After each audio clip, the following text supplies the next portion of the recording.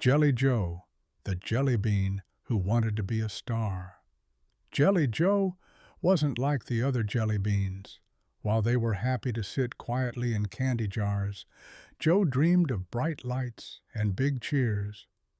"I want to be famous," he said. "I want to be the jelly bean everyone knows." The gumdrops giggled. "You're too small." The lollipops rolled their eyes. "You'll just get eaten." But Jelly Joe didn't give up. He practiced dancing on napkins, made posters of himself, and even sang jingles in the snack aisle. One day, a little girl saw him spinning on a spoon and shouted, "Mom, that Jellybean is doing a show!" She filmed Jelly Joe's silly dance and posted it online.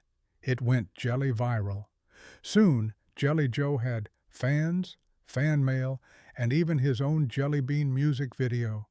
But most of all, he had fun doing what he loved. And every time someone says, "Who's that little red bean?" the answer is always the same. That's Jelly Joe, the Jellybean who believed in himself.